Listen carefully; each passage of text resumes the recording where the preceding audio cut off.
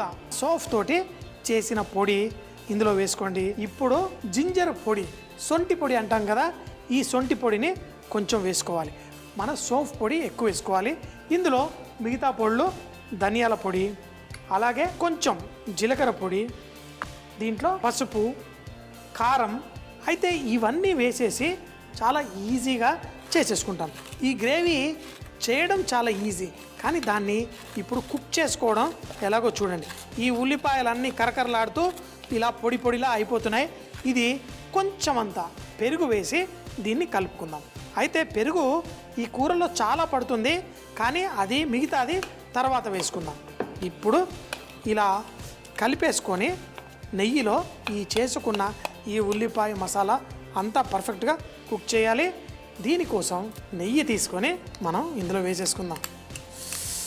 ఆహా, ఇందులో మన మొగలాయి వంటల్లో షాయి జీరా అంటే జీరా, ఈ కుమిన్ వాటర్లలో అన్నిటికంటే చాలా రుచి ఉంటుందని ఈ షాయి జీరాని మనం ఇందులో వేసేసుకుందాం. వేసి అందులో కొంచెం వేగుతున్నప్పుడు ఈ మసాలా మనకి ఏదైతే ఉందో దీన్ని చక్కగా దీంట్లో కుక్ చేసుకుందాం. పెరుగులో మన మసాలాలు కలిపేసుకున్నాం కదా, ముద్దని తీసి ఇందులో వేసుకుందాం. అయితే ఇందులో ఆ ధనియాల పొళ్ళు, ఈ మసాలా పొళ్ళు ఇవన్నీ ఈ నేతిలో కొంచెం సేపు ఇలా కుక్ చేసుకోవాలి. ఇలా కుక్ అయినప్పుడు ఏ పచ్చి వాసన లేకుండా పర్ఫెక్ట్గా రెడీ అవుతుంది. చూడండి, దీన్ని స్లోగా ఇందులో మనం కలుపుకొని దీన్ని తయారు చేసుకుందాం. ఆ నెయ్యిలో వేగడం వల్ల దీనికి మరింత సువాసన వస్తుంది. ఆ సోఫ్ పొడి, సొంటి పొడితోటి ఈ కర్రీకి మంచి టేస్ట్ వస్తుంది. ఇప్పుడు మనం మిగతా పెరుగుని తీసి ఇందులో వేసేసుకొని చక్కగా దాన్ని బీట్ చేద్దాం. ఎందుకంటే పెరుగు గడ్డ కట్టి చక్కగా ఉన్నప్పుడు అది వేసుకుంటే అది కొంచెం అంత దానా దానా లాగా అయ్యే ప్రమాదం ఉంటుంది. అలా కాకుండా ఈ పెరుగుని చక్కగా ఇలా విస్కేసి కొట్టి ఇందులో ఎప్పుడైతే ఈ మసాలా రవ్వ రవ్వలాగా కుక్ అయినప్పుడు ఇందులో వేసుకుందాం. అందుకని మరీ ఎక్కువ మంట పెట్టకుండా దీన్ని జాగ్రత్తగా స్లోగా కుక్ చేసుకోవాలి. చూడండి, మంచి ఆవకాయలో ఉన్న కారంలా ఎంత చక్కగా రెడీ అయిందో. కొంచెం సేపు కుక్ చేసిన తర్వాతే దీంట్లో వేసుకుంటాను ఈ పెరుగు. చుట్టుపక్కల కూడా అంటుకోకుండా దీన్ని స్లోగా మనం కుక్ చేసుకుందాం. బంగాళదుంపలు కొంచెం పెరుగులో వేస్తే ఉడకడానికి ఎక్కువ టైం పడుతుంది, కానీ మనం బంగాళదుంపని అందుకే ముందుగానే ఫ్రై చేసేసుకున్నాం. ఇప్పుడు మన పెరుగుని కొంచెం కొంచెం వేసుకొని దీన్ని కలుపుకుందాం. అయితే ఇలా కొంచెం కొంచెం వేయడం వల్ల పెరుగు కానీ విరిగే విధంగా ఉండకుండా చక్కగా తయారవుతుంది. ఇలా మిగతాది కొంచెం కలిసిన తర్వాత మొత్తం వేసేసుకుందాం. వేసుకొని ఇందులో మన బంగాళదుంపలు కూడా వేసేసుకుందాం. ఇప్పుడు మీకు ఈ గ్రేవీ ఎలా కావాలో దానికి తగ్గట్టు మీరు చేసుకోండి. కొంచెం పలసగా కావాలి అంటే దీన్ని కొంచెం పలసగా కూడా చేసేసుకోవచ్చు. కొంచెం ఉప్పు కూడా వేసేసుకుంటే ఆ బంగాళదుంపలకు కూడా ఉప్పు పడుతుంది. కొంచెం తక్కువగానే వేసుకోవడం బెటర్. లాస్ట్లో కావాలంటే మళ్ళీ వేసేసుకుందాం. ఆహా,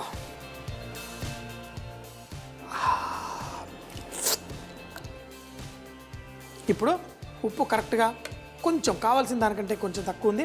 మూత పెట్టి ఆ బంగాళదుంపలు మంచిగా కుక్ అయ్యేంత వరకు స్లోగా కుక్.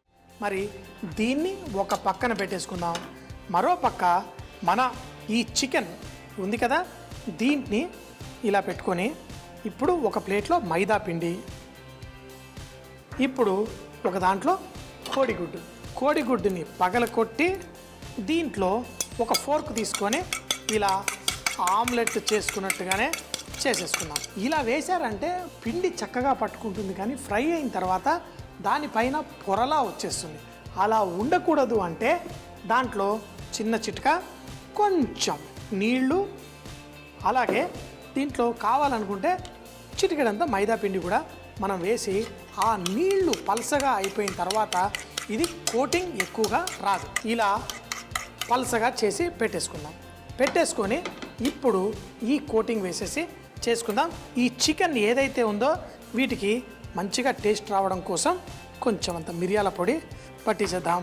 అలాగే మన మిక్స్ హర్బ్స్ ఏవైతే ఉన్నాయో అది కూడా చీజ్ స్టఫింగ్తో చేసుకున్నామో అలాగే దీనిపైన కొంచెం ధనియాల పొడి, చక్కగా మంచి ఫ్లేవర్ అంతా దీనికి పట్టేస్తుంది. మీరేం కంగారు పడక్కర్లేదు. కొంచెం అంత ఉప్పు. ఈ ఉప్పు వేసేటప్పుడు మాత్రమే కొంచెం పైనుంచి లైట్గా ఇలా వేయండి. వేసేసి దీన్ని చక్కగా ఈ ముక్కల్ని కొంచెం ఇలా దొర్లించేసుకుందాం. ఏంటంటే మసాలా అంతా పట్టి పర్ఫెక్ట్గా ఉండాలి. ఈ నగెట్స్ లోపల చీజ్ ఉంది, పైన ఈ మసాలా కోటింగ్ తోటి అయిపోతుంది. ఈ ఉన్న మసాలాలో ఈ చికెన్ నగెట్స్ని ఇలా దొర్లించేస్తే మసాలా అంతా పట్టేస్తుంది. చూడండి, సడన్గా అందులో ఉన్న మసాలా అంతా మాయమైపోయిందా? ఎక్కడ మాయమైంది? ఈ చికెన్లే చక్కగా పట్టేసుకున్నాయి. పట్టుకున్న తర్వాత కూడా వీటికి కొంచెం అంత తేమ ఉంటుంది. ఆ తేమ ఉండకుండా ఈ మైదా పిండిలో వేసి దొర్లించేసుకుందాం. ఈ పీసులన్నీ చక్కగా ఇందులో వేసుకుందాం. మీరు అయ్యో చికెన్ లోపల ఉప్పు వేయలేదా అనకండి. ఎందుకంటే మన చీజ్ ఏదైతే మనం ఇందులో వాడామో ఆ చీజ్లో ఉప్పు ఉంటుంది. మనం ఏ మార్కెట్లో తెచ్చుకున్నా ఏ చీజ్ అయినా ఉప్పు ఉంటుంది. ఇలా పిండి దొర్లించడం వల్ల ఒకవేళ దీంట్లో ఎటువంటి తేమ ఉన్నా పీల్చేసుకొని తర్వాత ఆ కోడిగుడ్డు ఆ పైన వేసే కోటింగ్ చక్కగా పట్టేస్తుంది. ఈ పిండిలో వేసి చక్కగా దొర్లించేద్దాం. ఇప్పుడు పర్ఫెక్ట్గా ఇవన్నీ రెడీ ఉన్నాయి. తర్వాత కోడిగుడ్డులో ఏం చేయాలో చూపిస్తాను. పలసగా మన కోడిగుడ్డు రెడీ. ఇప్పుడు వీటిని ఇందులో వేసేసుకుందాం. తరువాత లాస్ట్ కోటింగ్ ఏదైతే ఉంటుందో అది చాలా ముఖ్యం. అది మాత్రం చాలా జాగ్రత్తగా మనం చేసుకుందాం. చుట్టూ మొత్తం పర్ఫెక్ట్గా కోటింగ్ ఉండాలి. అప్పుడే మనకి ఈ కోటింగ్ పర్ఫెక్ట్గా ఉంటుంది. లోపల ఆ చీజ్ మంచి ఫ్లేవరింగ్ తోటి పర్ఫెక్ట్లీ రెడీ అయిపోతుంది. ఇప్పుడు ఏది కీమానో ఏది ఫుల్ పీసో మనకి తెలియకుండా పర్ఫెక్ట్గా ఉంది, కానీ ఆ తినేటప్పుడు మాత్రం తెలుస్తుంది. ఇప్పుడు దీనికి పర్ఫెక్ట్గా కోటింగ్ అంటుకుంటుంది. మనం ఫ్రై చేసుకున్నప్పుడు ఇవి చక్కటి బంగారు రంగుతో మంచిగా వస్తాయి. ఈ మొక్కజొన్న పిండి ఏదైతే ఉందో అది మరీ తొందరగా కలర్ రాకుండా కాపాడుతుంది. వచ్చిన కలర్ మంచిగా ఉండేట్టు చూసుకుంటుంది. ఇదే విధంగా ఈ మిగతా వాటిని కూడా ఇందులో వేసేసి చక్కగా టాస్ చేసేసుకుంటాం. చికెన్ అండ్ చీజ్ నగెట్స్ పర్ఫెక్ట్గా రెడీ అయిపోయాయి. మంచిగా మైదా పిండి, తర్వాత కోడిగుడ్డు, తర్వాత మన మొక్కజొన్న పిండితో చేసుకున్న ఇది కూడా రెడీ అయిపోయింది. మరి సువాసన పర్ఫెక్ట్గా ఉంది. నూనె కూడా వేడిగా ఉంది. దీంట్లో స్లోగా వేసేసుకుందాం. ఇందులో మరీ పిండి బయటికి రాకుండా దీన్ని లైట్గా ఇలా జల్లించేసి మనం వేసుకుందాం. అయితే మొక్కజొన్న పిండి దీంట్లో లైట్గా పైకి తేలుతుంది, ఏం పర్లేదు. అయినా దీన్ని చక్కగా ఫ్రై చేసుకుందాం. మరీ ఎక్కువ వీడియోలో ఫ్రై చేసామనుకోండి మనకి తొందరగా కలర్ వచ్చేస్తాయి, కానీ లోపల కుక్ అవ్వవు. కొంచెం మంచి మీడియం హీట్లో దీన్ని ఫ్రై చేసేసుకుందాం. ఈ చికెన్ మిన్స్ వేసేటప్పుడు నాకు తెలిసిపోతుంది కొంచెం సాఫ్ట్గా ఉంది. మరి లోపల ఆ చీజ్ కూడా మెల్ట్ అయి బయటికి రావడానికి ట్రై చేస్తుంది. ఇప్పుడు దీన్ని పర్ఫెక్ట్ కలర్ వచ్చేంత వరకు వేసిన వెంటనే వీటిని కలపకండి. కొంచెం సేపు ఫ్రై అయిన తర్వాత చికెన్ ముక్క గట్టిగా అవుతుంది. అప్పుడు ఫ్రై చేసుకోండి. మంచి బంగారు రంగు వచ్చేంత వరకు ఫ్రై చేసుకుందాం. ఈ చికెన్ చక్కగా మంచి బంగారు రంగు వచ్చేసరికి మనం తీసేసి ఒక పేపర్ టవల్ మీద పెట్టేసుకుందాం. చూడండి, ఎంతో పర్ఫెక్ట్గా బ్యూటిఫుల్గా రెడీ అయిపోయాయి. మరి దీన్ని లోపల అప్పుడప్పుడే చీజ్ మెల్ట్ అవుతూ బయటకు వస్తున్నట్టు కూడా రెడీ అవుతుంది.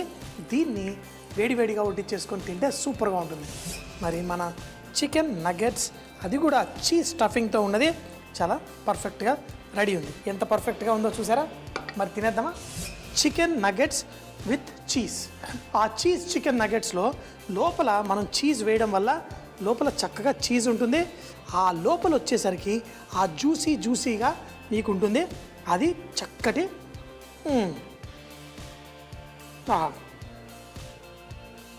మీరు దీన్ని ఏ సాస్తో అన్నా తినండి. టమాటో కెచప్ తినండి, లేకపోతే మంచి చిల్లీ సాస్. చికెన్ కూడా మంచిగా చుత్తి కొట్టడం వల్ల టెండర్ అయిపోయింది. లోపల చీజ్ ఉండడం వల్ల జ్యూసీగా ఉంది. అందులో చికెన్ కూడా సాఫ్ట్గా ఉంది. మరి ఇదైతే మిన్స్తో చేసింది అనుకుంటా. మరి మేము 5 స్టార్ హోటల్లో పనిచేసేటప్పుడు స్పెషల్ గెస్ట్లకి చేసి ఇచ్చేవాళ్ళం. కానీ ఇది మన ఇంట్లో కూడా చేసుకోవచ్చు. తిని వారే అనొచ్చు.